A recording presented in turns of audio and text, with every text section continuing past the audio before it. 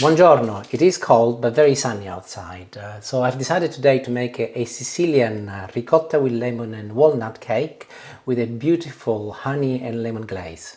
And I've been patiently deshelling some walnuts, and I've got them here in a glass bowl, and I'll toast them first. And that is a very simple thing to do. Dry pan, medium high, and I add my nuts. I spread them evenly across the base. If you put your ear next to them, you will hear them sizzling slightly. So turn the temperature down to medium and leave them to roast on a medium temperature for about 2 or 3 minutes until they're fragrant. A minute in, I will go in and I'll give them a little toss so that they cook throughout. And after 3 minutes, they're ready, and some of them have changed color, and just try one.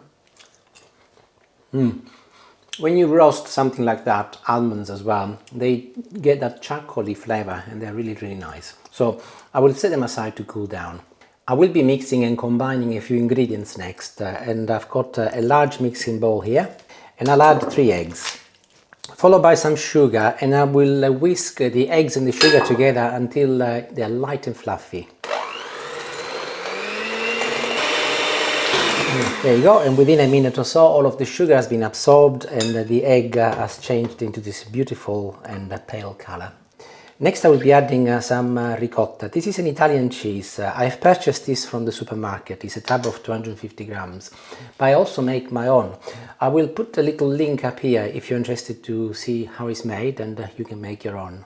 It's a very fun thing to do, and you might not know it, but ricotta stands for recooked, because it's effectively the process of making cheese is when the milk is boiled the first time, and then the leftover whey is what they use to reboil it and make ricotta. Something else you might not be aware of is that ricotta predates to something like the Bronze Age, about 2000 BC. Roman shepherds used to make it using big cauldrons, and this, I think they are copper big containers, and they used to make this soft cheese and eat it fresh.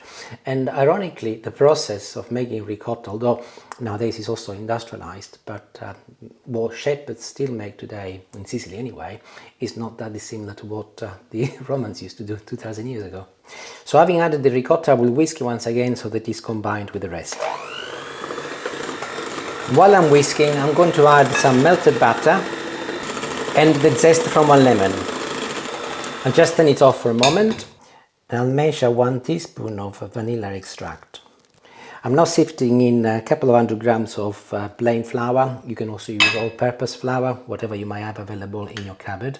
But don't worry about quantities, because I will be listing all of the quantities in the description, but also there is a PDF file which will be in my first comment and also will be embedded in the description, which you can click, just one click, and your recipe will come up. You can print it, you can save it on your computer. It's free, no adverts, no fuss, very, very quick and straightforward, just for your ease and enjoyment. So that is my flour, followed by a couple of level teaspoon of baking powder. If you're using self-raising flour, 1 is enough. And I'll mix it once again. You might have noticed that I've been very gentle with the speed, and it's just actually on number 1. No need to go mad. It's just about combining all of the ingredients together. You will know when it's all done, because all of the flour has been absorbed and it looks like a nice and smooth paste. So back to my whole nuts, and I'll just crush them gently in my hand, and I will add them to my mix, but I will leave a little, just a handful, for later when I do the glaze. And mix once again so that the whole nuts are also incorporated. Literally just a few seconds, so I'll turn it off once again. I've got my sieve out again, and I'm now removing the juice from half a lemon. This is the same lemon I used for the zest. The reason why I'm using the sieve, of course, is because I don't want my pits inside it. I'll just push it through with my finger to ensure that I get as much juice out as possible. And I will mix it for one final time.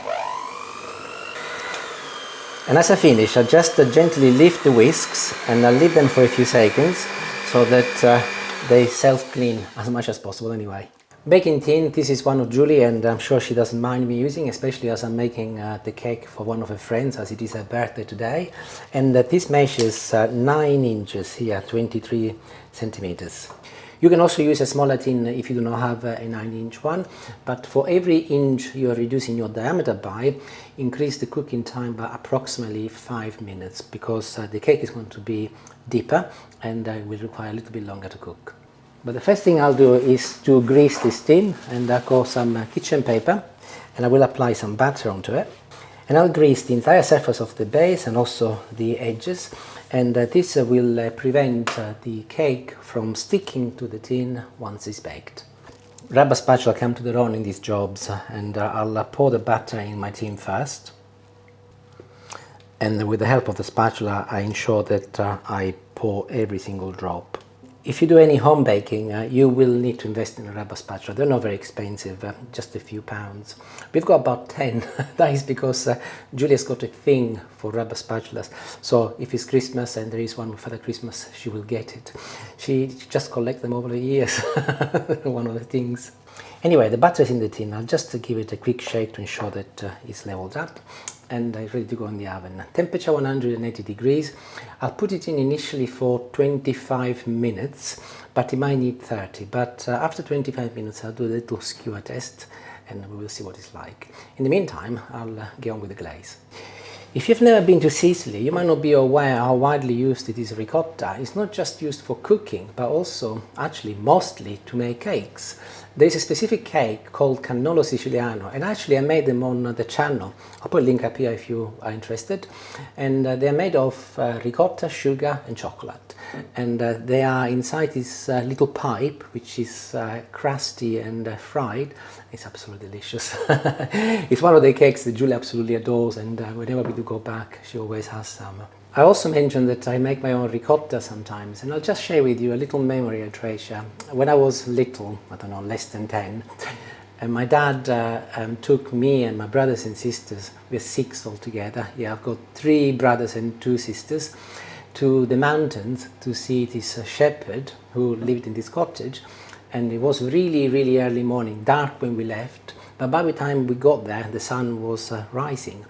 And he was making ricotta, and he had this real wooden fire going outside, and he had this massive big pot. It was all black and old on the outside because of the fire, clearly, but squeaky clean on the inside. And there was this milk that was gently cooking away and steam coming up. And I remember the smell coming was incredible, and we sat around the fire with the sun rising and drinking and eating this ricotta, which was the first time as a child I tried it, and it was absolutely magnificent. The taste and the flavor was delicious.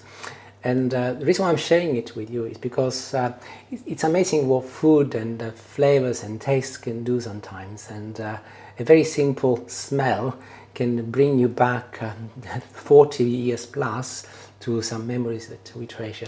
Isn't that absolutely wonderful? What about you? Do you have any memories that you treasure and they get triggered by either smell or taste? Be interesting to see if you do, and if you do, why don't you share them in the comment. These are the whole nuts that I reserved earlier. I'm not breaking them into little pieces as they will be going in the glaze, and I don't want them to be too big. And this is going to be one of the easiest glaze you will ever make. Knob of butter, temperature medium-high, and I'm pouring in some honey. I will be using 3 full tablespoons. As soon as you can hear that noise, turn it down. You don't want to burn it to medium-low. And this is the juice from the other half a lemon goes in. So remember, temperature medium-low, and I'll stir it for about a minute until all of the ingredients are combined. And I'll turn it off and I'll remove it from the heat and I'll leave it to cool down. And my cake has been out of the oven for 10 minutes and I think yeah, it's safe to touch now, so I don't need my glove anymore. And way to check that it's cooked is the skewers test. So just insert a skewer and you will see that as long as there is no butter left on the skewer, it's cooked. And in my case, it's perfect. So the next thing to do is to remove it from the tin, and I'll just unclip here, and if you've got one of those tins with the clip, ideal. And I'm going to move it straight into the stand over here. And get hold of a spatula, because with all of the best will in the world, we'll always need a little help for it to come off. And just put it underneath, and if you tilt it, oh, there it goes. It's coming off. Slowly, there you go. And this is the base, and you can see that the greasing has worked really well. If you want, by the way, you can put some baking paper, cut it in the shape of your base of the tin, and then you will definitely not have any problem. To ensure that the glaze goes through the cake, I'm now piercing a few holes using a fork. You can do as many as you like.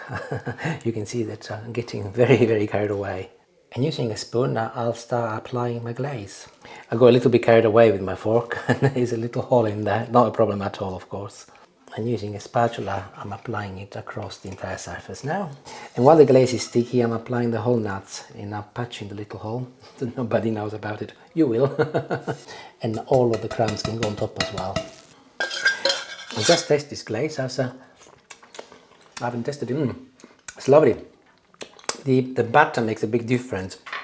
You can make it without butter if you want to, but if you make it with butter, it makes a big difference. And I'm nearly done, but as I made a little bit of a mess, I'm now going along with some kitchen paper and tidying it up. And this is almost ready. If you can't wait, by all means, tuck in immediately. But I would recommend that you leave it for about an hour. And then once it's cooled down to room temperature, you can have it with a cup of coffee. The whole nuts and coffee go in very well together. Or a cup of tea, of course. Or just a piece of cake. And we will not be eating this now because it's for Julie's friend this evening when she comes around for her birthday. So I'm not going to taste it, but I've made it before and I know that it's absolutely wonderful. So there you have it. Make it. It's very simple, delicious, and you will know what I mean if you try. Arrivederci, grazie, and thank you for watching and for listening to me. Ciao.